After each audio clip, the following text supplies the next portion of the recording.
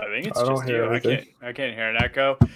It is April 19th, 2021. This is Atlanta United FC Weekly, a Home Before Dark podcast. Oh, the trifecta. The treble. Oh, see, I'm not in on that, I guess. Let me fix my camera, get a little situated. Thank you guys for joining us on this lovely Monday evening, back at our regular recording time, now that the MLS schedule is back in full swing. I am Tim Herb. As always, I'm joined by my lovely co-host, Mr. Kevin Bradley, in the middle with his Mictors. I don't know what that is. Nope, I'm switching it up. Since I've got the new Bud Light flavors, the Mango Mai Tai, I actually have a Panama rum, which is a 8-year single barrel that's aged in bourbon bottles. So, figured I'd do a little pairing tonight with my seltzer choice. We know no matter the seltzer and bourbon choice, it will be sliding across the table all night into his microphone. We have Dan James on the right. Hello. I'm drinking a Wild Leap, was it? Rolling Deeper cinnamon roll stout.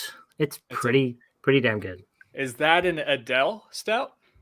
Rolling in the deep? Adele. Yeah, it's from LaGrange, Georgia, so yeah. Okay. And we got ourselves a traditional medicinal throat coat tea over here. Because that weather is hitting pretty good, or the allergies. Riveting. Yeah, I was on the Peloton bike this morning, and I thought I was actually suffocating, but it was just allergies. Yeah, my old ass is on 2 different types of allergy medicine. Still not helping. I'm just doing lines on the hood of my car every afternoon now. I'm just trying to build up my immunity to it. Better than the Goodies powder. Yeah, normally it's Goodies powder, like Richard Petty would have wanted. I remember seeing that in the commercials for that. I was like, do you snort that? Because like I had no concept of like a powder to mix into a drink or like whatever to take. Like you actually have to take it with a friend because they have to blow it into your face. That's the way. Yeah, they blow it into your eyes. It's the quickest way to your bloodstream. Yeah, exactly. Yeah, because all my references to like white powder are from watching like RoboCop and watching crime shows and movies growing up, and I see that I'm like, Richard, is he telling people to snort Goodies powder and then go to find out? You're just better feed that thing, Dan. Come on, man. I know, man. Well, this is saying it's going high, so I gotta pump myself full of insulin. I can't imagine it wouldn't be that cinnamon roll stout that you're drinking. That beer milkshake you've got. There's 12% alcohol in it, so it's pretty good balance. If you guys are watching us on YouTube, thank you for joining live in the trap. If you're not live, make sure that you're subscribed. If you are live, make sure you're subscribed too. Hit the notification bell icon. Make sure you guys know whenever we go live. We're back to again, as I prefaced, our regular scheduled time. Monday evenings, 8 p.m. Eastern Daylight Time, following the first weekend of MLS action. There's a lot to discuss. There's a lot to be uninformed about, as we like to do. But we have a lot of normal names in the trap. We got Elliot Beevan's been here since like 6:30 p.m. We got Richard Gordon. We got Brian, Michelle, Brittany S., Kevin Escobar. Thank you guys for joining us. And Michelle was pointing out Dan's haircut. Yep, got it all just cut off. Shout out to Elliot Beevan if he's been here since 6:30. He's a lot more dedicated to the podcast than we are. Yeah. That's good. I'm just kidding. Because of our lack of dedication, 5 minutes early to the trap is might as well be 2 hours in my opinion. So if you're early, you're super early. If you're on time, then you're still early. That's still early. Yeah, exactly. Unless you're Kevin, and then I still show up 30 minutes early. Just have the anxiety of not being on time. I still get that sometimes too. Never want to be late. Showing up on time, still feel late. Yeah, that's fair. Oh, so how are you guys feeling today, Kevin? Like, how are you feeling coming 2 days off of MLS opener against Orlando? Okay. I'll be completely honest. I'm just here for the trap and shits and giggles. I didn't watch the game. I just watched extended highlights because of the whole broadcast scenario ongoing. Also, may have been on the golf course Saturday. I can neither confirm nor deny. But I did watch extended highlights and post-game press conferences. And rather than cutting the cord, I have aged in reverse, and I'm now plugging the cord in and joined Comcast cable as of today so that I can get all the games now. All the games. Got that belly button extension. Yeah. Reattached the cord, as it were. Yeah. I mean, I don't blame you. I think I would be remiss if I didn't mention the frustrations that were around the broadcast situation. And I just want, like, I'm not trying to make this, I know that always sounds like I'm trying to make it. I'm not trying to make this political, but am I right in my assumption that it's all of the Silicon Valley based tech firm streaming services that have not yet come to an agreement with Sinclair? Is it all based off of political leanings? Like, would they are on either side? Like, are both of them operating in bad faith when it comes to these negotiations based on politics? Because if you look at it, money, man. All this stuff just comes down to money. And what I've seen is the best breakdown I can see is that even for cable services, which they don't tell you whenever you're setting up Comcast, and I had to do some negotiating with them whenever I got it set up, there's an extra fee involved for cable subscribers for regional sports channels. Like, there's a sports fee built into those services that are not built into YouTube TV and the other streaming services. And so basically the lion's share of YouTube TV and Hulu Live subscribers are not taking advantage of those services provided with the regional sports networks. And so the lion's share of that cost is being paid by people that aren't even using it. And so that's the reasoning for those streaming services not accounting for that, is because they're charging such an astronomical rate to get access to that content that cable providers are inherently already paying on top of what their regular cable service is. And so, it just needs to be an option, man. Like, that was what all these streaming services started to be, was an option to get what you wanted. And it seems like they've gotten less and less of being able to give you an option. And now it's like an all or nothing to get what you want. And so here I am paying for cable, and between my internet and cable, I'm paying the exact same amount as what I was paying for internet and YouTube TV. And now I have the stuff that I actually want to watch. It's bizarre, man. And I'm sure that the pendulum will swing back the other way and all that, but right now I can't go without watching what I really want to watch, Yeah, isn't it also, they hold the rights for a number of years, but then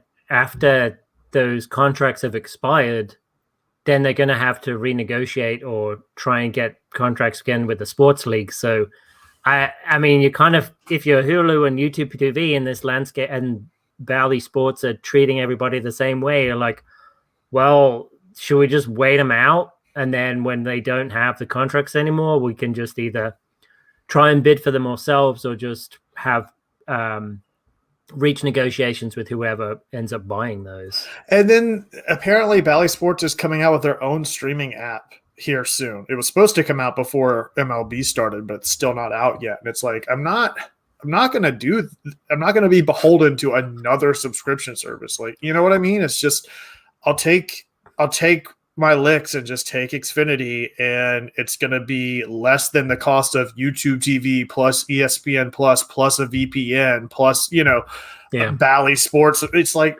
fuck it, man. I'll go back to it. Whatever. You made your point. You got me. Like, what do you want me to do? Yeah. I'm sure that Bally Sports app is going to be completely free of bugs and will work all the time. Right. Well, yeah, if anything, I mean, ESPN, I still can't get to cast the first time. I don't know if anybody else has this issue. Every time I use ESPN Plus, I cast to a Chromecast or cast to whatever, Apple TV. I have to wait for it to fail close the app, go back in, it'll work the second time. Happens every single time, no matter what we're watching, soccer, UFC, whatever it is. But yeah, I mean, I'm kind of stuck too, because shout out to Mike Conti, because he sent out an amazing, I hope he does this. It might get cumbersome for him to do every single week, but he sent out a pretty comprehensive list of every major TV provider and what channel you could watch it on, including the number for the channel and not just the name of the channel. It was pretty great. That said, because I still haven't gotten over to our Xfinity, whatever our Xfinity store, we still had to stream through Twitter. And the problem with that is I cast to, I have like an old, I say old, it's probably like 5 years old. It's a 65-inch TV. It's still pretty big. And it's still like, it was letterboxed in the middle and there's nothing I could do about it. Yep. Like it just, no matter what I do, it's just, I don't know. It's a pain in the ass. Again, that's why I was asking. I wasn't trying to cause some stir or anything. I'm just wondering why it's just the tech firms that can't seem to come to an agreement with Sinclair for these Bally Sports. Well, it's also channels. frustrating because that was the whole, like, that was the justification we all got for the YouTube TV price hike, right? It was like, well, it's got to be for these other channels and regional sports channels and all that being included. And then all of a sudden it's out. It's like they didn't lower their price. It's like once they raise it, they're not going to lower it because something gets taken off the shelf. Whenever all the NBC products or whatever, because they're all going over to Peacock, isn't on there anymore, they're not going to lower that. You know, it's all of that shit just gets so muddy at a certain point. And once they've got it, they're not going to give it back. Yeah, no, that's for sure. I mean, but hey, we get VH1 again for the first time since I was in college. We get to watch really, really terrible reality TV shows. It's and Dean's right. He say ESPN Plus on Chromecast or Google TV is amazing. It works great on my Apple TV, but like if I'm trying to cast from Twitter, I have to do it from my computer. But that's again, it's if it's on ESPN Plus. Like that's the other thing is it's like I just want one thing that's going to get all my shit. And at this point, it's just cable because everywhere's coming out with their own streaming service and they're pulling it off of other platforms that were supposed to be a price alternative with all the convenience and all the things that I really wanted. That doesn't exist anymore. It's just. Yeah, it's ridiculous. Yes. It sucks. It was, I think it was Ringo who said it's in the age of streaming, blackout restrictions should not exist, especially in COVID times. Like it's fucking ridiculous. What were you gonna say, Dan? Sorry. Oh, I was just gonna say it's, we're in this weird transition period where, I mean, eventually everything's going to be streaming. Eventually, in 5-6 years or so, and it's just we're in this weird phase where the cable companies, they don't believe cable is completely dead yet. They're trying to get every last bit out of it, and everyone's trying to negotiate and get the best price. But eventually, when it all evens out and we're on 7G, I think it'll all. Yeah. It's just a really awkward. We're in the teenage years. It's really it sucks because all the even the online, we used to go to like Reddit soccer streams and all that, and all of them have gotten pretty much shut down and wiped out. Even all of the pirated stuff is going away, and it's. Can you believe it? It's ridiculous, man. I mean, like Brett Crawford says, it ultimately is what I'm trying to get to is that at this point, it's just easier to have cable. Like it's just.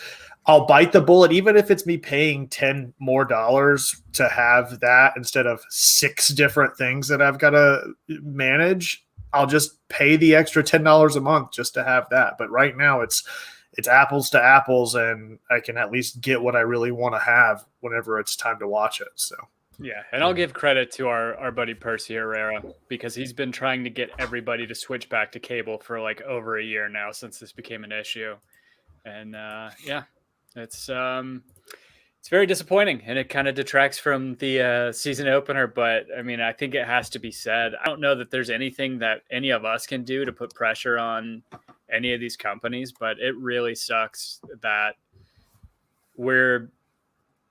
we have archaic restrictions to how we can watch our team. And I'll leave it at this. It was very ironic. I got an email the morning or late morning before the game from Hulu and Disney Plus or whatever it was.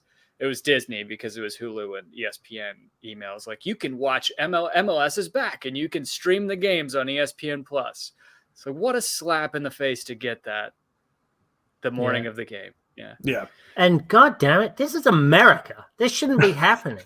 I should be able to watch whatever I want, when I want, whatever the hell I want, and eat ice cream at the same time. I mean, what the fuck? And dip my French fries in it. Damn right, Kevin. So that said, I took you guys on a long tangent. Again, I have talking points throughout tonight's show, but I'm interested to hear your thoughts specifically because I didn't get to watch the game. So what were you guys' thoughts? I mean, starting with lineup like we normally do, I did see that Joseph, contrary to what I think we all thought was who we thought was going to start, did not start. We saw Mulroney back in a starting position that had not been there the week prior. A couple of different changes in that lineup. What do you guys think about lineup and the game, at least at a first glance? Yeah, I was surprised. I thought Joseph might get the start, but I guess he's either going to start or he's going to come on as a sub. It seems like. I was happy to see the defensive lineup with Sosa in there. I worry what we're going to do when Sosa needs a break or, God forbid, needs to sit for a little while.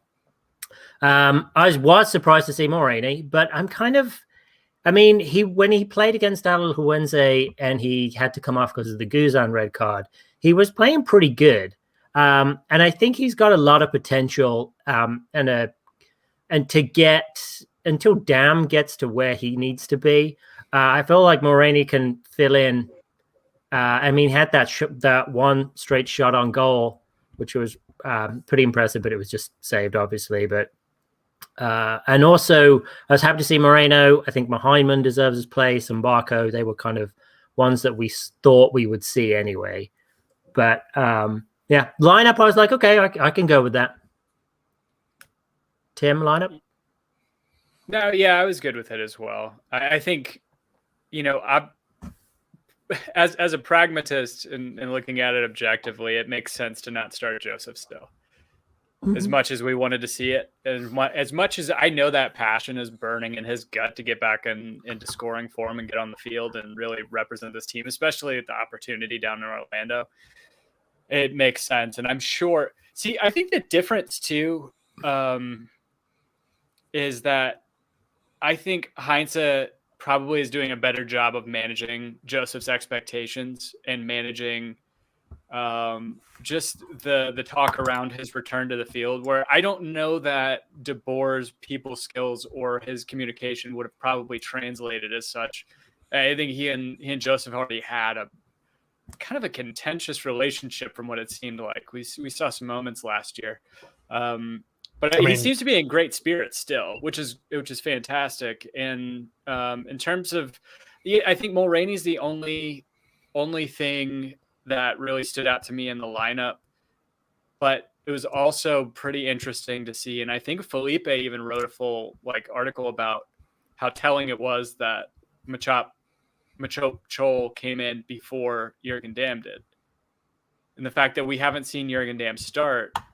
There's got to be something going on in training where he doesn't, he's not really showing out and really endearing himself to Heinze right now, because all things considered, looking at last year's lineup, looking at performances and looking at our need for a good attacking winger, having lost Bialba, having lost Gressel, you would think that Damm would be the next guy up.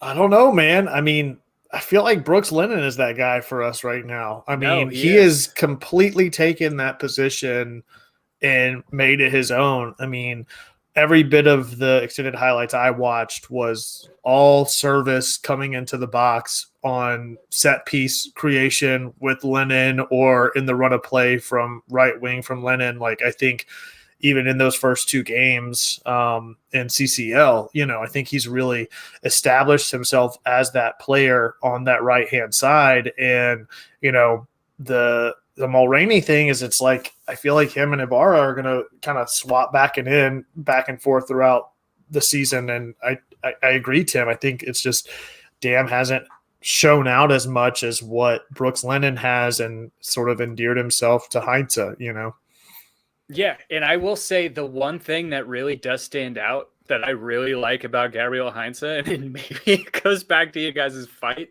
about Alan Franco last week, but the fact that a guy who got brought in, granted, I would say Jürgen Damm has been, his stock was not super high whenever he signed for us. And it was kind of a reclamation project in some ways whenever he came over and kind of kickstart his career.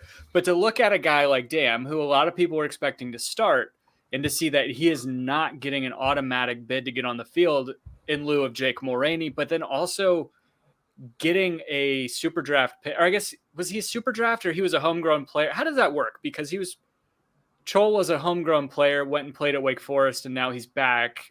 Did we draft him, or like, did we have his, I don't know how that ended up working, but the fact that it's in the show description. We don't really get too far into details of the rules of MLS 5 years in. This is our 5th year. Right? That's crazy. How crazy is that? Yeah, but the Chol fact was an academy product, and then after the academy, he went to Wake Forest. Yeah, and then how did he come back though? Was it a like MLS rights? We signed him, or I think we had like the draft. I believe we had his rights anyway because he was a homegrown coming through our academy, and then I believe it was just I don't think he came through the draft. I'm sure someone in the trap will correct me if he did, but I think he was just a signing that we, kept that relationship with and saw him play in Wake Forest. And I just think that Heinze, it's very positive to me that he doesn't seem to have any preconceived notion or any sort of bias towards these players coming in. I will say none of these players so far have been his players, though.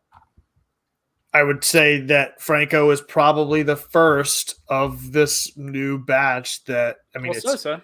And Sosa.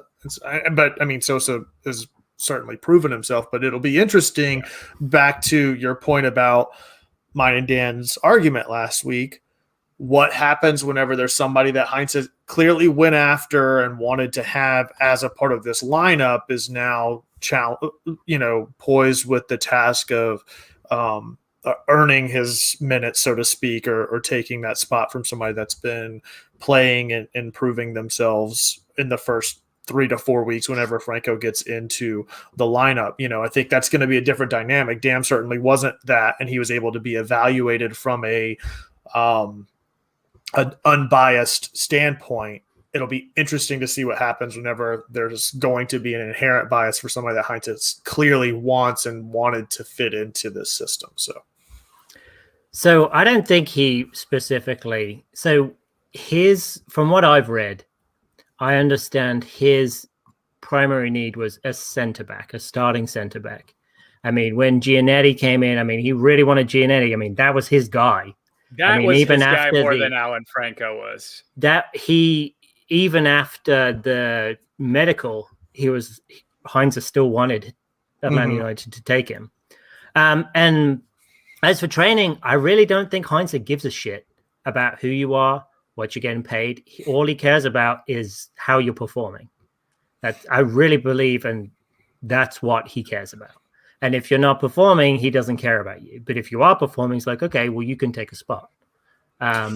Within reason, though, like that was one of the things from the post-game conference that I really enjoyed, that hearing Lennon, who we just talked about, who has clearly endeared himself to Heinze and has sort of taken on that position, him talking about Heinze's role and interest in the players, not just on the field, but off the field, and wanting to know what's going on with them on a personal level and trying to mold them as individuals rather than just inside the locker room. I think it says a lot about what he's doing to try to endear himself, and not even endear himself, but to sort of meld himself with the locker room and the lineup and the players that are playing for the team, whether they're on the bench or not, so that they know that he has a vested interest in them as individuals, not just as players, Yeah, I do. I agree with you, but I think that, if you're not, he's putting that investment into absolutely. you and you're not performing. And Lennon has, to me, been so far one of the highest performing players outside of Sosa this season. I mean, Heinz has been there. He's done that. And if you're not going to perform for him, then he may help, talk to you like, okay, this is what we need to be improved. Maybe this is why I didn't pick you. But I still think it's going to be, you've got to put your effort in for him to put his effort into you. Yeah.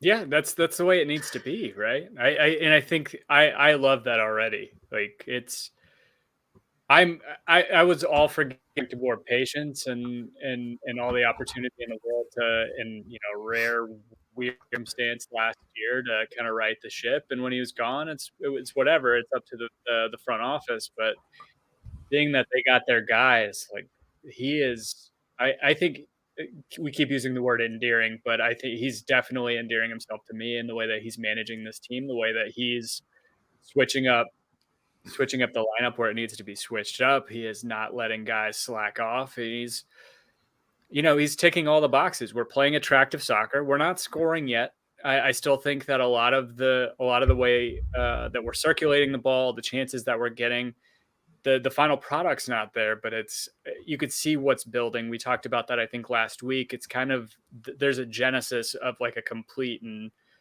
total soccer team out there that I think is, the dam's going to break. Probably not with him in the lineup though. The dam's going to break with regards to scoring. And I think that we're off to the right foot. I think we're off to as good of a start as we could have hoped for coming into the season off of last year. Brand new manager, some turnover in the squad, new formation, everything. And coming up, I mean, I think Elliot Beaven, that was one of the first things that he said in the trap was Alexi Laus and Stu Holden hating on Atlanta United, but did not mention they played a good Orlando team, not giving them not giving them beef about their performance. Yeah, I think that's correct. I think that Orlando needs. I hate giving them credit, but they're a good team, and the fact that we went down in our first game, probably in front of that many fans, and how long? Yeah, and we had to look at, all those players had to actively engage and look at Nani's hair for 90 minutes. I mean, that alone, and not get a boner. Is that what you're saying? That was my struggle. No, that's disgusting. Man. I think disgusting. All right. Joseph, Barco, and Anton Walks all looked at him and said, dude, that is not what we were trying to do. That was, oh God. The thing is, he looked at himself in the mirror that morning. This is what I want. I paid for this. Yeah. Shout out to Alex Morrison, longtime listener, first time live commenter. Good evening, boys. Good to have you, man. Yeah, interact. I believe we interact with Alex a decent amount on Twitter, so it's good to see him in here. Same with Jeff Rollins. Saw Jeff Rollins subscribed earlier. He's in the trap, and Stephen Perales. I think he says off topic. Have you guys tried the Topo Chico? It's on my list. I can't wait. And he's talking about the hard. He's talking about the hard seltzers, right? Because of course he is. Why would he be talking about anything else on this show? He's not talking to you. Why? I'm just joking. I drink spicy water every single podcast. I got that blackberry citrus from Kroger. Still one of the best flavors out there. Like LaCroix keeps putting great stuff out. LaCroix's got Topo Chico is top shelf, just regular seltzer. I can't wait to get their. Tim, it's taken me a little while, but I'm firmly on board the limoncello train. Okay, gross. Perfect. Oh my god! So it's not. It is not a typical seltzer. It is a dessert seltzer. Like it is a reward for yourself. It's like a fine dessert wine. It has this. It's not umami, right? Because it's not like a soy flavor, but it's I can't describe the flavor it has. It's kind of got that quality. It's got that richness that a classic Coca-Cola has. So it's like That was what I got. it's the what is it? The muscadine wine of seltzers, basically. No, I'd say a heavy port. A heavy port. That's what Brian just said. I drink it out of a port glass. That's it does. It has like a creamy, like consistency. Not consistency, but like a quality to it. I can't. It's got a good, but it's got a rounded essence that none of the other LaCroix have. I'm good. Yeah, that's true. I'm good. That's very true. So Nani is really taking on this Florida man stereotype pretty good with that haircut, right? I mean, and he's endearing himself. I think he's trying to become the Orlando mascot. Face. I think he's secretly just transitioning into becoming the Orlando mascot. He's just growing out his mane. I mean, respect if he can like take it all the way down here. I mean, man. Respect if he can do that. You know what's bad is I can totally see him just because of Euro fashion. I can see him with that walking around with like a purple, like maybe quarter sleeve shirt and then maybe some cut off like Daisy Duke jean shorts.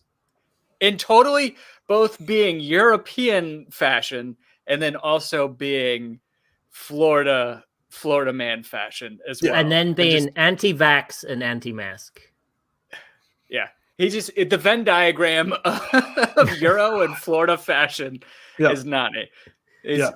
Soon he's going to have the Dog the Bounty Hunter look. And it's going to be He's truly endeared himself to their fan base. I mean, I'm waiting for the Dog the Bounty Hunter look. That'll be amazing if he does that. I mean, it will be. Oh, that'll be amazing. Oh, Michelle says, don't insult and then she spells it wrong and makes it so much better. You're a penis instead of European. And then on to the next subject. All right. Speaking of Nani, how about was that it was Nani and Barco, right? Yeah. And Joseph's just behind them just grinning. So what happened? So Nani had he had the ball on the end line on the sideline. Barco comes in like 2 feet, makes an amazing sliding tackle, gets the ball and everything, but Nani has to jump like 6 feet into the air to avoid the tackle. Doesn't get hit, but then he tells Barco that he's displeased with the way that Barco came in, and unfortunately, Barco's like he's not looking Nani in the eye, and Nani's kind of being like. He's got his shoulders hunched down and he's looking down at Barco, giving him the daggers. And Barco's just like, I made the tackle, man. Yeah. What you going to do about it? So Joseph's behind him just grinning. Really? It was such a great moment. That's great. He's Nani. Anyway, so I feel like our defense, we're solid. I'm so happy with our defense, especially where we are in the third game of that we've played, third competitive game that we've played. Obviously, we're still a little shaky at the back here and there, but we've kind of been told that that's what to expect with the Heinz's system.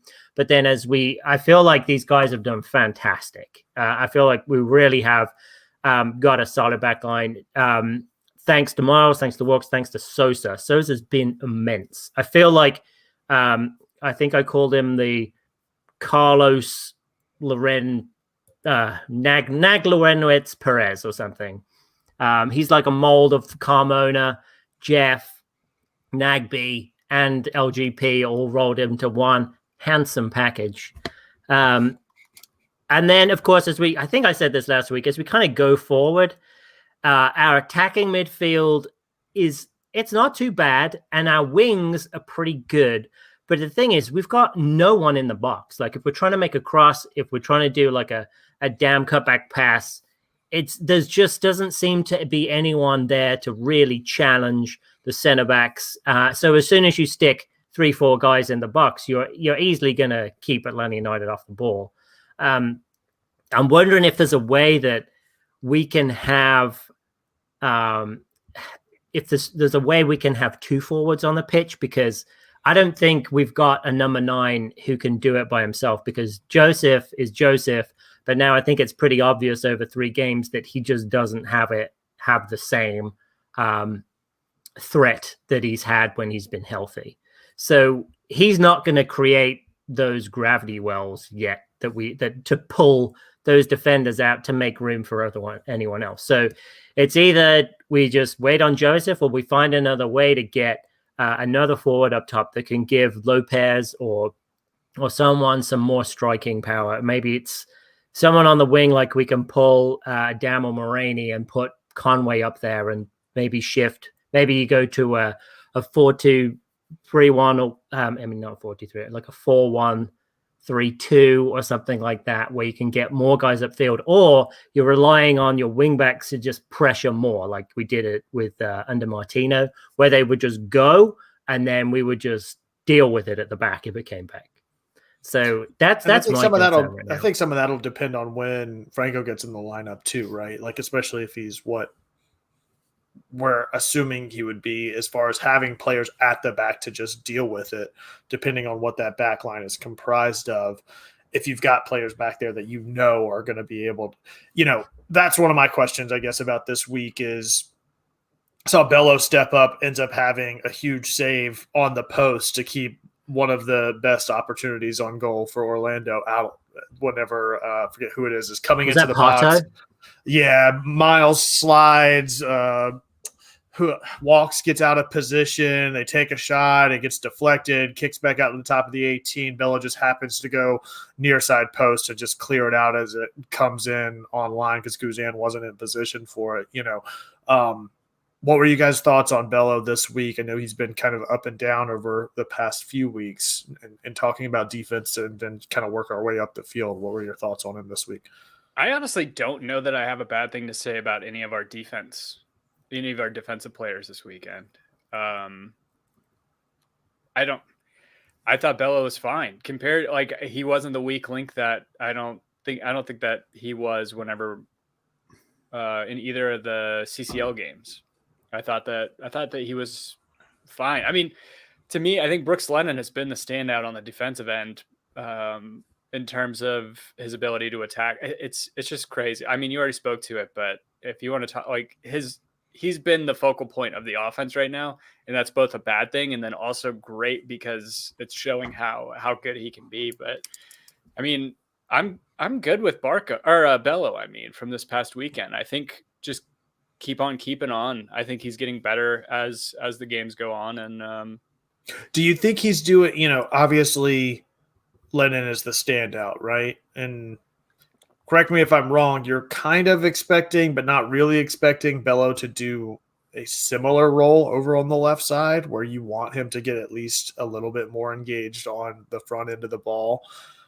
We've seen it here and there, but it just seems like whenever you compare those two, if they're really going to do kind of similar roles moving up and down the field, I think Bello, you're wanting to have a little bit more of a defensive role than you want Lennon to. But comparing those two, you can't help but see a little bit of a discrepancy there in what their output is on the field. And I think that Bello will get there. But what was his play like this week as far as what he was doing on the offensive side of the ball? I think he was good. We just don't Bello was good, and he went toe to toe from what I can see with Ruan, and Ruan's one of the fastest guys in the league, and he's a fantastic defender. So I mean, Bello caused him some problems, Ruan caused Bello some problems, but the thing is, because Bello caused so many problems, it caused Ruan to have to stay and be pinned back and deal with Bello. So he wasn't able to get into the attack, which was fantastic. So it was kind of like Bello almost defending higher up the field. I think that, so I've been really impressed with Bello. I know I've given him shit for, getting some balls behind it, but he's going to learn that. And the thing is, the kid is so quick. He will eventually get that defensive stuff, but I think let's push him to be more of an attacking player. That's okay for me. And to your point, Kevin, I think when Franco comes in the lineup, if you line up with a back three, if you start off with that, we've been playing 4-3-3 the past few games. So if you start off with the Walks, Miles, and Franco back line with Sosa in front of them, then you've provided it's like a defensive diamond, or a triangle with Miles in the middle to kind of clean up whatever. Then that will allow you to push Bellin, Heinemann, Lennon up front. And Bello and Lennon can kind of take those wing spaces, but then we're kind of pushing more guys into the middle. So you could push like Barco, Lopez, and Conway up there, and that should hopefully get more guys into the box to deal with crosses. The only thing is then you just got to be really careful on your wings. And I think we would be okay when the ball gets further back into like our defensive third, but then you're creating a lot of space on the wings in the middle half of the pitch. So I think that could be something we potentially see. And those are three solid defenders, whichever way you look at it. Plus Sosa. I mean, it'll be interesting to see something like it. And I would assume we would start to see it in the next few games. So, Tim, what do you think, to Dan's point, moving up to the front end of the field and offensive side of the ball? What are you thinking over the next couple of weeks? Seems like Atlanta's kind of missing that last step into goal generation mode, so to speak. I think even though it ended up being 0-0, the shots on goal were the same between Atlanta and Orlando this past week. So it's not like they aren't taking shots or making opportunities. I think it's just a little bit less than fans would expect, and obviously that the team would expect, considering that in 3 games they put up 2 goals. What do you think's missing on that front end of the ball, and what do you think may change over the next couple of weeks? I love what Barco's doing. I think that one thing, he has reverted back to that vertical, or the lateral dribbling, I should say, where he is not. We saw last year, and even some, I think, in preseason maybe, where he seemed like he was more willing to take shots from more adventurous positions and try to create chaos in the box with those shots. And I'm seeing that like gun shyness from him. Hopefully that's not something that's going to stick around, because I think he and Brooks Lennon are like our catalysts right now in terms of offense. I don't know what to expect from Moreno right now. I'm going to give him the benefit of the doubt that his shakiness and his rustiness is just that. I think that he just needs to get his sea legs under him, and I think that'll end up, he'll end up being a little more important in the attack. I don't know. I like the idea, though, that you had, Dan, in terms of playing 2 forwards up there. It's something we have. I don't remember the last time we really saw it, to be honest. But if you take, let's say we take Mulroney out, kind of reform and retool and put Jackson Conway and Lisandro Lopez up front, and you can maybe kind of task Licha to be that true holding number 9, and hopefully get Conway some good chances and kind of open him up to be more of a free roaming forward. I liked what I saw out of Conway last year. I don't know, obviously USL is a different competition or different level of competition than MLS, and I don't know. I'd be interested to see him in there, but we I don't know. It just seems like we break down. We do so well, again, building out of the back and just being short up in the back line and being able to build out of the back and not in a super direct fashion, I think is very positive. I think if there's one piece, if what we're missing is that final piece up front, I'm totally fine with that, because that's not exciting soccer, Tim. I don't give a fuck. That's not what you said last year. FDB out, Heinz out for sure. Can't just be flip-flopping around. Yeah. Jeff Rollins makes a good point, and Brittany S agreeing with him as well. John Gallagher looked real good in limited minutes with Austin. Love to get that $250,000 back. I would agree. I do miss that guy. I think he would have been a perfect spark plug to put in right now, especially in the absence of the once and future king Joseph Martinez up front. I think, yeah, I don't know. And Elliot Beeman begs the question, where's Eric Lopez? He's not. I don't see him. I don't think he's on the bench yet again. Tyler Wolf has been making the 18 as opposed to Eric Lopez. I don't believe it is an international slot issue at this point, right? I know we saw Mateus Hosetu as being loaned out to ATL2 or ATLUTD2 until he gets his green card situated. And once he does that, we get him back into the senior squad. And I think that I think we need to take more chances, to be honest. And I think that, I don't know. It's hard for me. I'm not a tactician. I'm never going to claim to be. I don't know what's leading to that breakdown up front. Dan can probably speak further to that. But, I mean, he brought up the point of not having anybody in the box. And there are multiple times where the commentators on Unimas were saying Lisandro Lopez should be on the back post. Like, there's nobody on the back post right now. There's a cross coming in, and there's nobody there for it. Like, I don't know if we're just still kind of getting that part figured out. I have no idea, but it'll change. Yeah. I'm sure it'll change. And I think some of the team is still building chemistry. You know, Dan, to your point about Dam not being in the lineup earlier, that was some of the stuff that I saw in that, I think it was the second leg, whenever he did come in, whenever he and Lopez were playing up top, and just the consistent lack of chemistry between the two of them, where Lopez is expecting him to make a run. And I mean,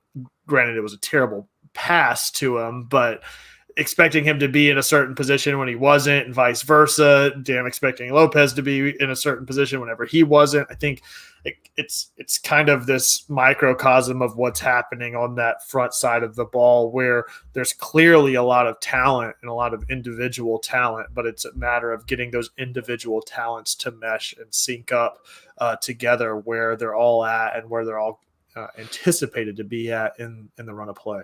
Yeah, and I think we'll get there pretty soon, because under FDB, I mean, he was trying to preach that same thing, like, but the thing is, he would never give directions, and Heinz is the complete opposite. He will. Oh my God! Can we just admire the fact that he's actually on the feet, like standing on the sideline, coach, like actively managing? I mean, that alone, Jesus.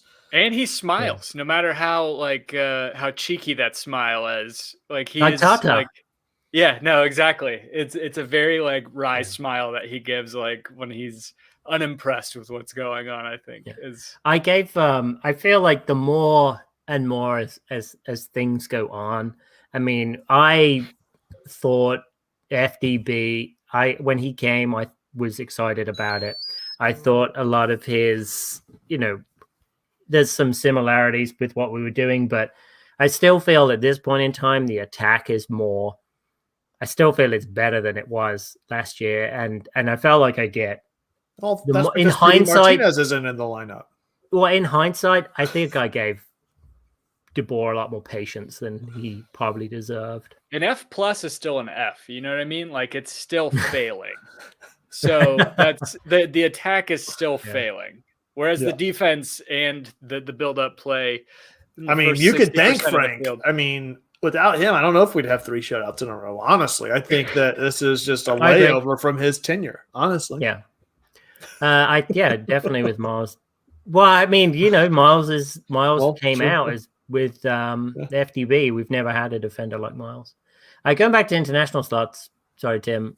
We have 10 guys count towards our international slots. I think we only have 9 slots, and those include Meza and Rosetto being loaned out.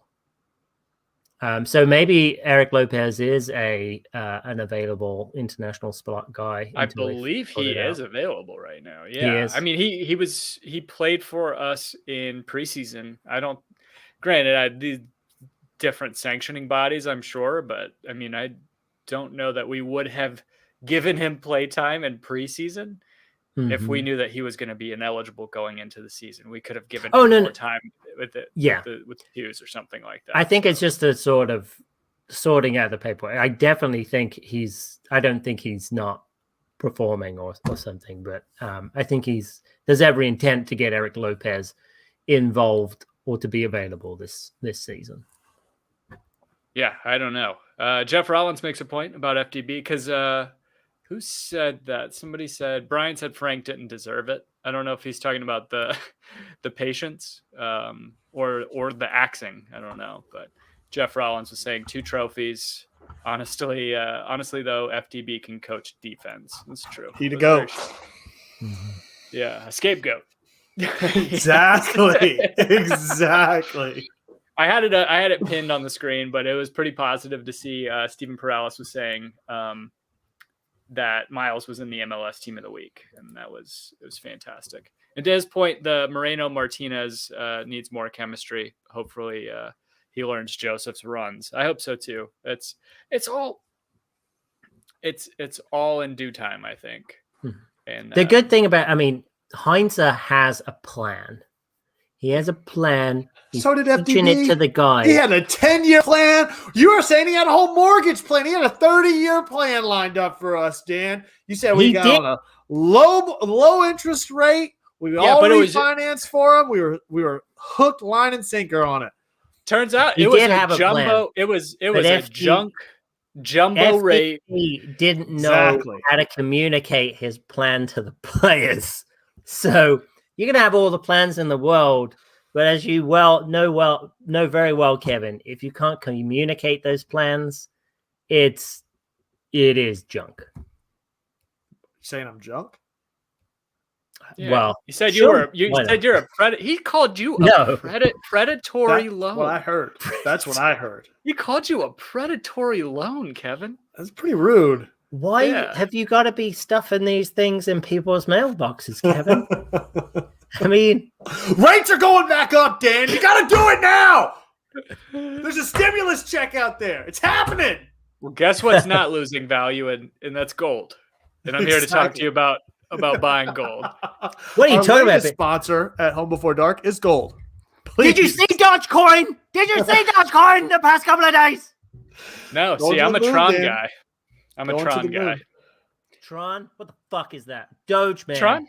Doge all the way. Went up like tons of %. So did Tron. So what were your biggest takeaways from this week's game, guys? We continue to progress on the path of success. We're getting better. Orlando were the favorites going in there. We shut them out, even though they shut us out. I feel like I was predicting that we would lose. So I felt like for the most part, there was some nervy things, nervy moments. Guzan made that in some incredible saves. There was some luck happening there. So it could have been a lot worse, but we didn't. And I feel like it's something to build on. Okay.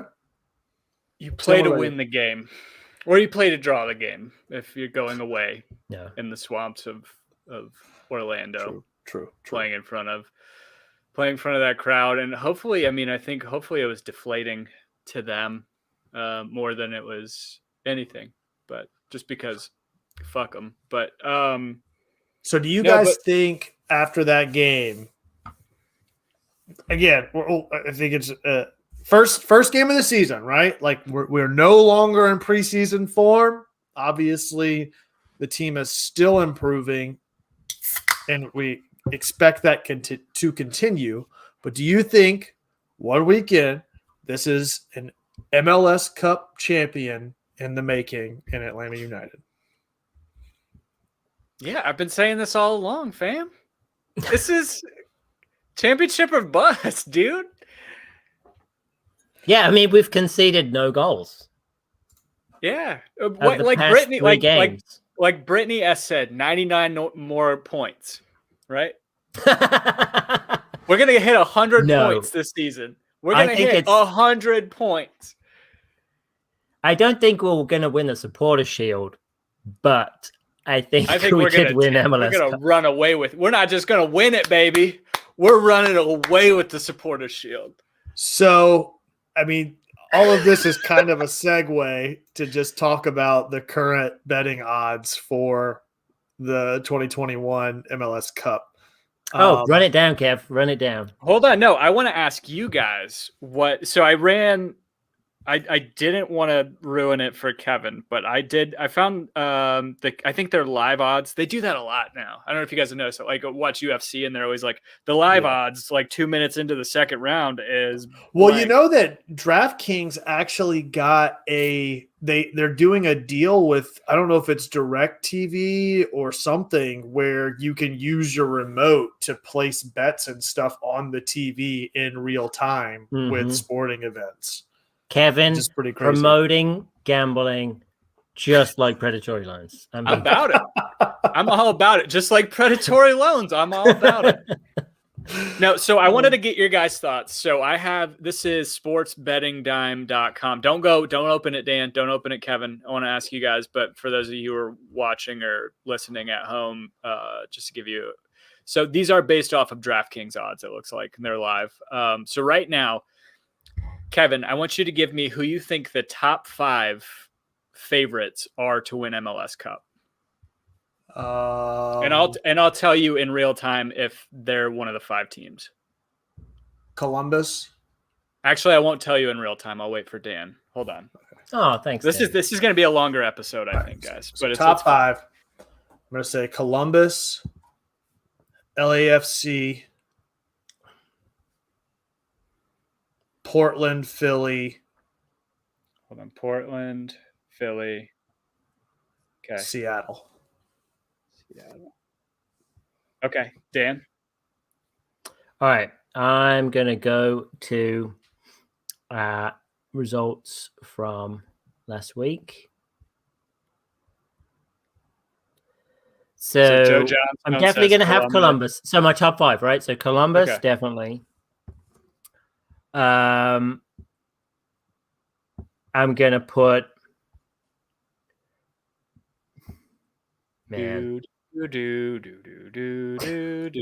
Portland. Okay. LAFC, sure. I'm also going to put in Philadelphia. Okay, so you're just saying my 5. Okay, why don't And you the just last say whatever one- Kevin said? I will say Atlanta United. Is that what you said? No, I did not say that. So, in I'm a order. homer. So, if you guys odds work, is 400. This isn't like 1 odds, whatever. 400. So, meaning you have to bet $400 to win $100. For one, highest odds, LAFC, which is pretty crazy. Not crazy, but considering they've flamed out in the past the last 2 seasons, right? In the playoffs. Well, have we Columbus heard Crew? of Vela's injury? I did not realize. I missed that. I guess that they got hurt. He got subbed off. I don't know what the injury is. Gotcha. And we still haven't heard about Pato's injury, right? Hopefully he's fine. He's had such a tangled career. Number 2 at 550, Columbus Crew, defending champions. Columbus were in the Crew. They looked pretty good. Right, against Philly. They played Philly yesterday, right? That's who it. I guess they drew that game. They still looked pretty decent in the bits that I watched. Okay, at 650, and who I think are probably the best looking team that I've seen. Granted, I haven't watched 90 minutes of everybody so far, but Seattle Sounders at number 3. So Kevin has that. Dan didn't guess them. This is the most surprising one to me.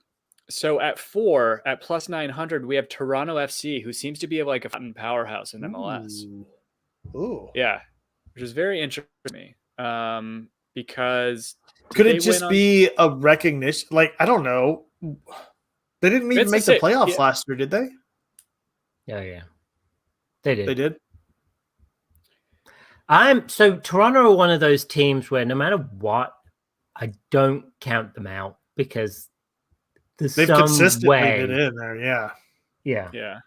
It's going to be Toronto against Montreal. They didn't play. Well, no, they didn't. They did play. I mean, they got beat 4-2, but it's like, are they prioritizing? Are they prioritizing Champions League, which I feel like they should? It's only the first game of the year. I don't know. I can just never count Toronto out. I can never count Seattle out. Yeah. What was the 5th one, Tim? Fifth one's you guys both got Philly, Dupe squad. 4 or Actually, 5. I'll take that. And I will say, in one that neither of you guys guessed, are tied at plus 1100 with Philly at 6. I guess they're tied for 5th, as it were. It's New York City FC, and then we and again, these are live odds, which is interesting because they lost this past weekend, and so did the Red Bulls, didn't they?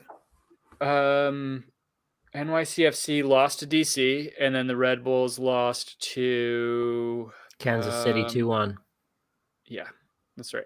But it's interesting, though, because opening odds, which came out on March 15th, were LAFC at plus 400, which they still are. So they're still holding steady at a pretty heavy odds early season, especially in a league that has so much parity. But Columbus and Seattle were both plus 500. I guess these odds. Wait, this can't be right. You said you'd had to bet 400 to win 100. Yes.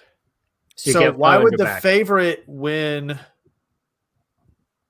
Does that make sense? Just because normally with like fight odds or like two teams playing against each other, heads up, you have the favorite's going to be. Actually, no, you're right. No, that doesn't make sense because then it would bet be like $100, win $400. Right, yeah. right. Sorry. That makes sense. Okay. I'm used to the heads up where it's negative. Yes, you're right. Yeah. Correcting me. Yeah.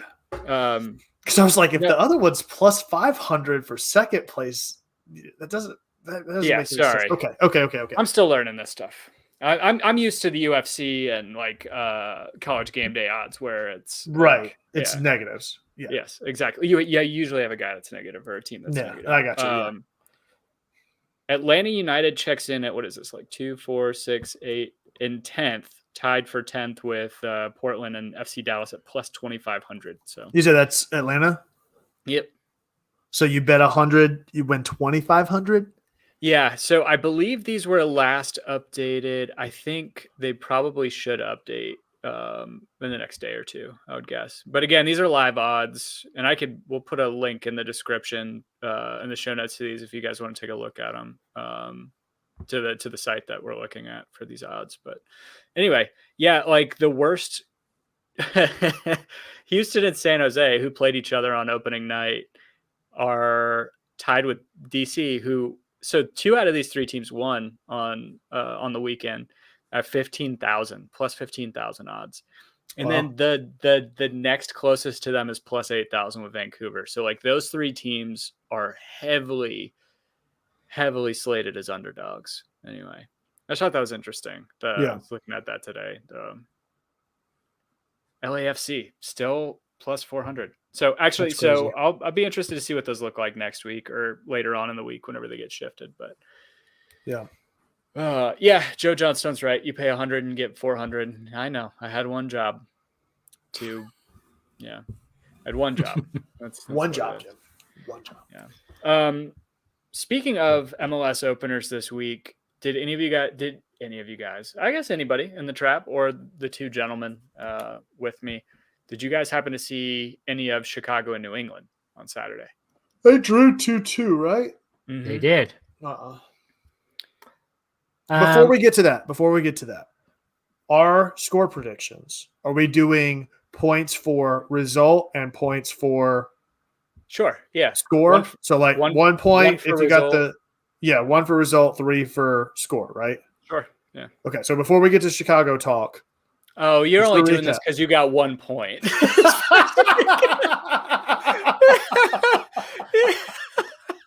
You're only doing this because you're the only one to score a point off of the predictions on Saturday. Got him. I checked first. So yeah, I got a point. We can go to we can talk about Chicago now. Yeah. You're right, because I predicted 2-0 Atlanta. Dan predicted 2-1. 2-1, yeah. Yeah, 2-1 and you predicted 1-1, right? Yep. So all right, Chicago. Dan, did you watch it? I watched a little bit of the highlights. Not much really. We've always had problems with Chicago in Chicago, but whenever they've come here, we've managed to handle our business. So since they come in here, it's a home opener. I think that I mean, Chicago are the favorites going into this. Do you have the betting odds, Tim? What's the line? What's the line? Let me see. While you talk, I can pull that up. Well, Chicago the favorites. So I use SofaScore. So they're saying that Chicago are about a 7 and Atlanta United a 6.85. So they're Chicago's a 7-point favorite. No. Joking. No. Oh, right. Joking. So they're thinking it's going to be like a 2-1 win Chicago. I don't think that Chicago's going to score 2 goals on us. I feel like we've got a pretty good defense that's going to negate those. I could see like us grabbing like a 1-0, maybe even a 2-0 victory. But well, then again, we've got our own scoring issues. But I mean, I don't know. So what do you think? What do you think? Score prediction. Let's hear it. What are you thinking? I'm gonna go 2-0. 2-0. All right. ATL. I think it was, who was it? Brent Crawford said Chicago had some beautiful play that scares the hell out of me for this week. I agree. Like I don't know a lot of their players' names. I know that Robert Barrich is very dangerous up front, and he was getting on the end of a lot of chances on Saturday. They look like a good team. Like they're sneakily a good team. And that said, our defense is outstanding. So I'm not worried about them scoring goals again as much as us scoring goals. So I hate to do this, but I know it's a home opener. I'm gonna probably go with a 0-0. I think we hold a clean sheet again, but I still don't know where the goals are coming from. Who do you think ties? Huh? You said 0-0. Who do you think ties? I'm going to say 1-0. Does that mean you want me to tell you who I think will score? Yeah, and that'll be an extra point if you get any of the people that score right. We'll do an extra one for that. So who do you think for that? Right. It's almost like you should go not just say 10-0 and then just list. Why don't we just do 11-0 and then 11-0, list the whole roster if you get the result right and the players. That's a good All right, who do you point. think, Dan? I think Moreno and Emerson Hyndman. Okay. I'm going to say 1-0 Atlanta, and I think Barco. So are we going to do Philadelphia Union as well? No, because that game's on. Oh, we're going to have a podcast Tuesday. before then. Yeah, that'll be on Tuesday, so we'll be fine there. Yeah. So we are so this is different types of odds. I don't know how this pans out. The Score has, I think we were talking about it earlier. ESPN Plus's app is not very good. I don't like to use it for this stuff, but the Score, which is I think Canada's version of ESPN. Well, it's not affiliated with ESPN, but their big sports network. They have betting odds built into their app, and they have Atlanta United at 2.05. I don't know is that 2.05 to 1 odds, and then draw is 3.6 to 1 odds, and then Chicago winning is 3.15 to 1, I think. So it looks like, I don't know how that works. If we're slight favorite, yeah, I think we're slight favorites because I'm looking at some of these odds right now, and they are pretty damn lopsided. Like NYCFC are 1.38 versus a 6.1 to Cincinnati. Yeah, okay, I think that's how that works. But yeah, it looks like we are the slight favorites probably because we're at home. So let's see what the trap is saying. Brittany S. 2-0 Atlanta United. Elliot Bevan, Atlanta 1-0. Brent Crawford, we're at home with fans. We should be okay. 2-1 Atlanta. Joe Johnstone. Good to see you, man. Good to have you back in here.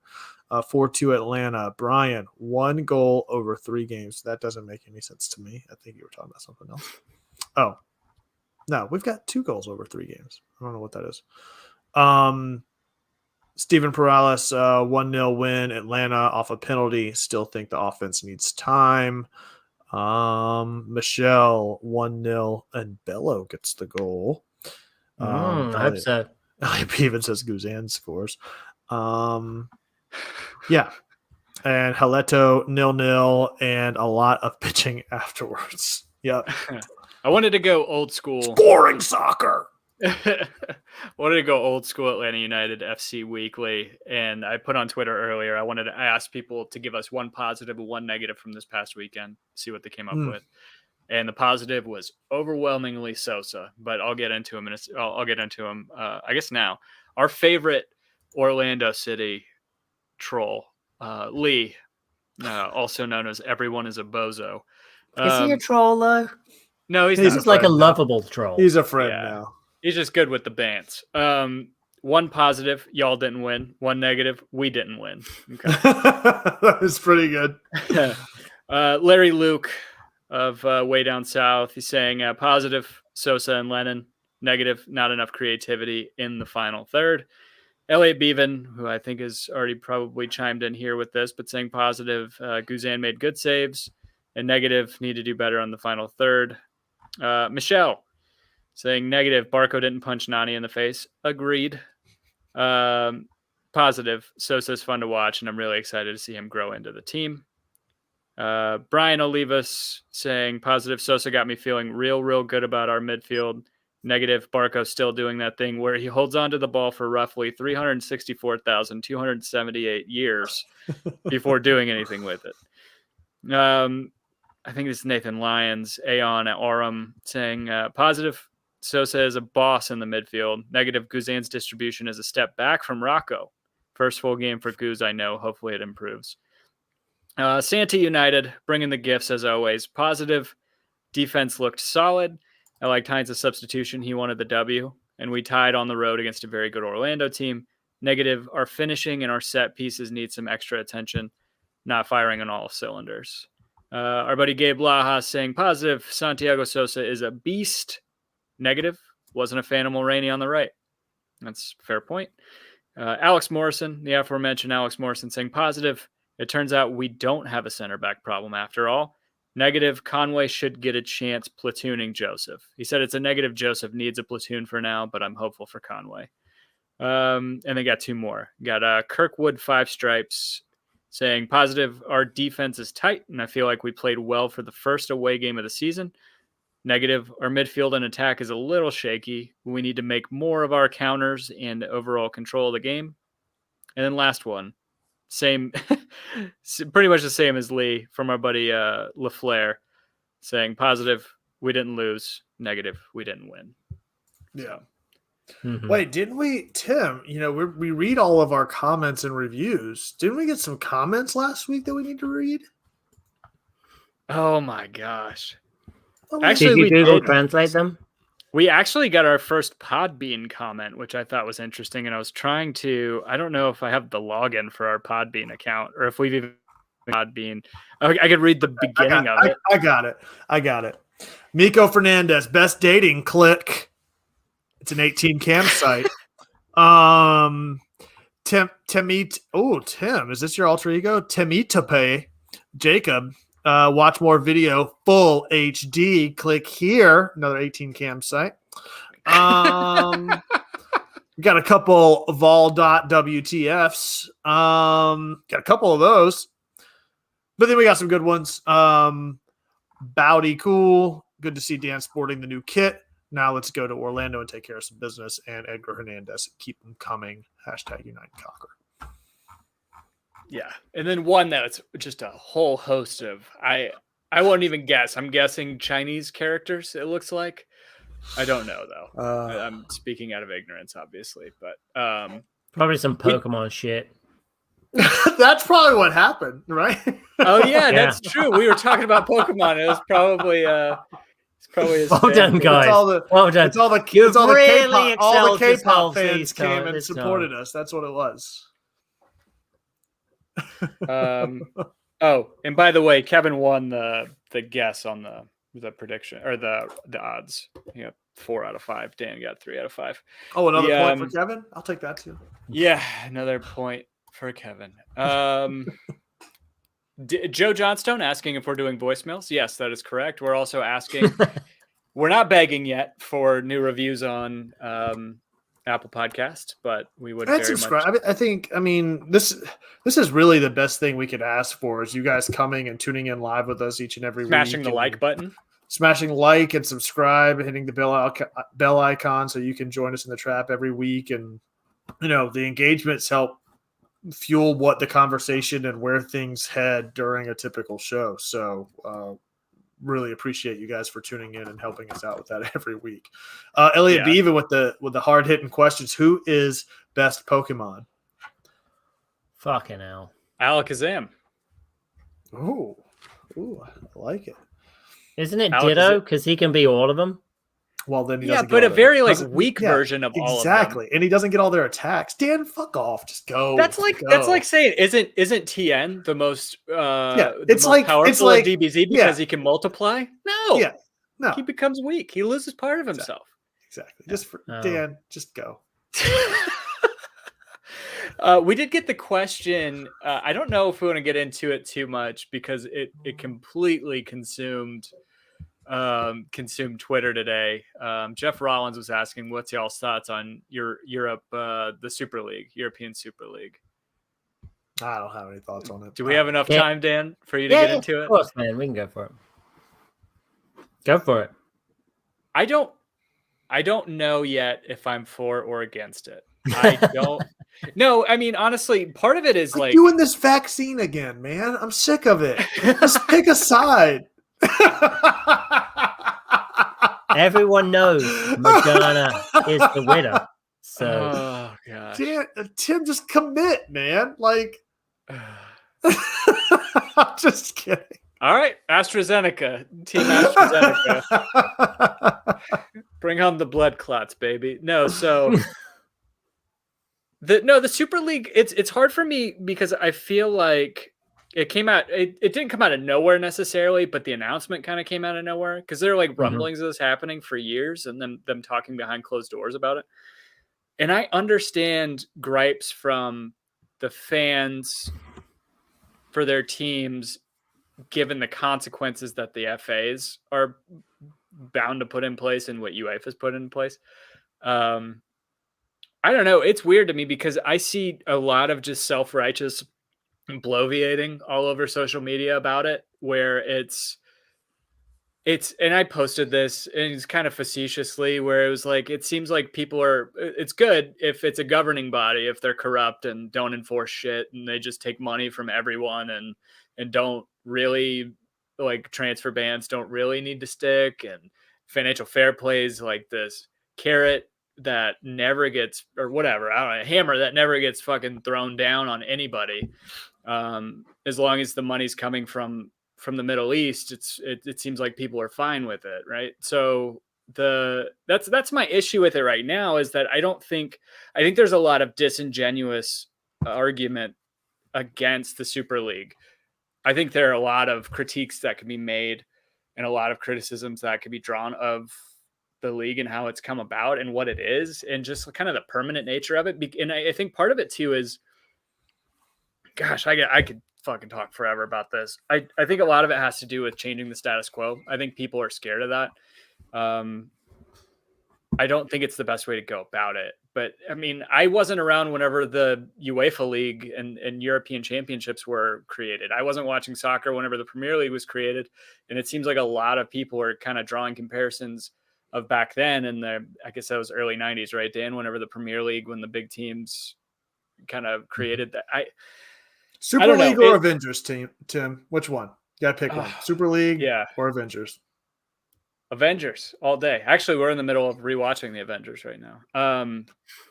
Trying to make it through Ultron. Angie's never seen it. So I think, and Dan, and I'll let you speak for Just a seeing minute Robert too, California the entire time you're watching. Yeah, exactly. Yeah, Angie's watching. She's like, "Whose voice is that with Ultron?" I was like, "Whose voice do you think it is?" She goes, "James Spader." I was like, "Yep." That's all I can hear every time. I'm the fucking Lizard King. That's all I can see. I wish Ultron would say it so bad. Yeah. So part of it is, I think UEFA is kind of at fault for some of this, and I think part of it has to do with, if you're talking like just logged off of AIM. Yeah. one of the criticisms is the money. Like the reason, like Gary Neville was saying earlier, Dan, today, his criticism was these teams can't expect to go out and make tens of millions of pounds from this competition and be able to spend it to be in competition with these other teams in the Premier League that don't have that opportunity. But at the same time, I mean, you have 4 teams that, granted, it's a meritocracy to get there. They get that money from UEFA and they're able to spend that back home, or, you know, the TV money. I mean, the fact that like in the past, however many years, like Wolves can compete with the majority of Europe for transfers. And I don't, money definitely obfuscates a lot of things. And I think the injection of money from different sources and all that obfuscates a lot of things. And I think if you have really rich owners with endless pockets of oil money, you can definitely violate financial fair play, and you can ruin the stability of a lot of these leagues on your own. I don't know. I feel like this is just word salad that's coming out, and I haven't been able to formulate a great thought about it. But I'm not necessarily for or against it. If it means that my team, who is Liverpool, gets kicked out of EPL and gets kicked out of Champions League, I'm gonna be a little mad about it. I don't know that I would stop supporting them just because of that, but I would just have to watch them play against the same 11 teams every single year, which I watch MLS do, and I watch Atlanta United do that, and I watch the Pacers do that every year. I watch the Colts do that every year. So, I mean, I don't know. No, it makes sense. Yeah. So if you're any business in the world, you're for-profit business, well, even a non-profit, what you're trying to do, the two things you're trying to do, you're trying to mitigate risk and you're trying to turn a profit. And what the Super League does is it mitigates risk and it turns a profit. And if you've got a ton of money, you're going to look to mitigate risk and turn a profit. So I'm not surprised that something like the Super League's coming along. It's going to happen. I feel like all these these ethical gestures are really just that. They're just gestures. Nothing's really going to make an impact. Something like this is just going to come along anyway. You're always, and after, 30 years of the Super League, there's going to be another offshoot.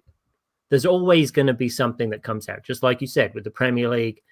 Because, I mean, if you look at it right now, the fact that there's 2 European Cups. Right, exactly. And which one do you want? You want to be in the Champions League. Why?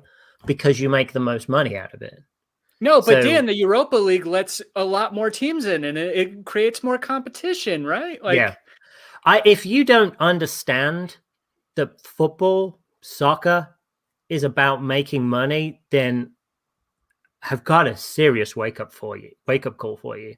I've seen all these banners for, it's built off the working man. Okay. When Trevor Francis became the first man to be transferred for £1 million back in 1979, when did the working man at that point in time have £1 million? It hasn't been a working man's game forever. I remember when Arsenal moved from Highbury to the Emirates Stadium and people were balking at the prices. It doesn't matter.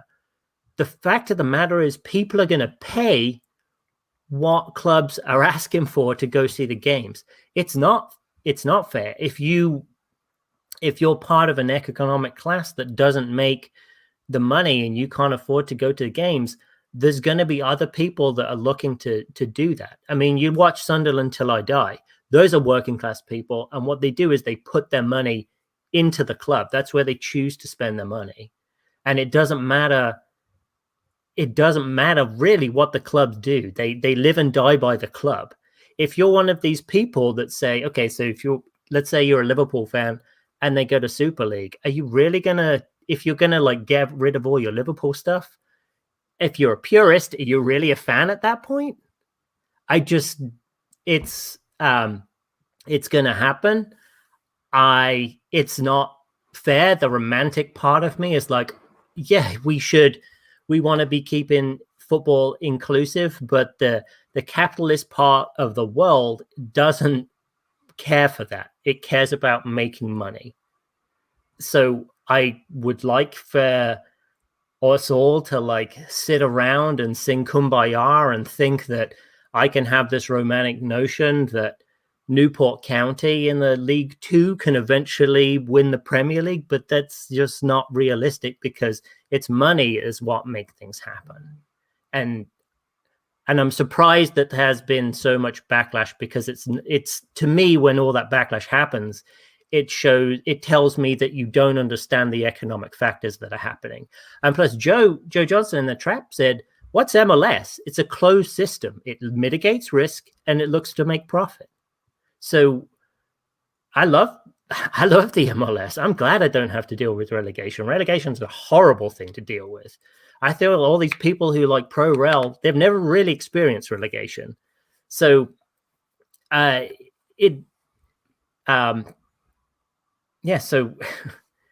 Dan, MLS has already been the Super Cup. All this talk about how you're on the side of making money, I've never been so proud to call you an American. I mean, I think you finally made it. I think if I had a vote, you'd get your citizenship now. I think you've finally come over and you've really proven yourself to us. Kevin, you know what? I would say something like, it's been so long that I've wanted to hear those words from you, Kevin. And as soon as I say them, you're just going to be like, get the fuck out of my country and call in your immigration services. Knock, knock, knock. INS, is that, yeah. No, I mean, I hate that people are so against it. And, I'm not going to, and I wish it would all be like the way it could be, or the way, that it seems like the vast majority to be, but I just don't see it actually happening realistically. Yeah, no. So, and the other thing too that I found very ironic is the new reform for the Champions League that is slated to start in 2024, 2025. I mean, some of the stuff they complain about with the Super League is elite teams, lots of money, unfair, balance. UEFA came out and they're like, okay, we're going to inject more money, more TV time, more matches, guaranteed 10 matches per team. It's going to be no longer a group bracket format. It's going to start being, I think, just like a season. Is it just going to be a table is what I understand it to be? And then expand it to however many more teams. Mm-hmm. It's just, again, it's like the criticism for it's like we can criticize these outsiders for starting something new, but we're gonna pretty much do the same exact thing that they're doing. But you know us, and we let more people we let more teams in because that's God why knows, we'll never start a Patreon. Yeah. So God knows, I don't know how I'm gonna live without seeing APOEL Nicosia or whatever Nicosia play in the opening round or like in the group stages. I don't know what I'm gonna do without 3 weeks or 4 weeks of qualifying the 4th place in Scotland playing against the 3rd place in Romania. God, what am I gonna do when it's just the same 8 teams that end up playing in the quarterfinals the majority of the time? I don't know. It's idiotic to me that some of the criticism, I'm not calling people idiots for this, but the criticism is I think it's hypocritical is what I'm getting at. So to your point, Tim, the Super League announcement has just increased the competition from UEFA. So that's what we're trying to do. We're trying to increase competition. And eventually, if the Super League doesn't work out, then it will fail, and that's okay. That's fine. That's just the path of the course. Then the best ones will be in UEFA in whatever form that takes.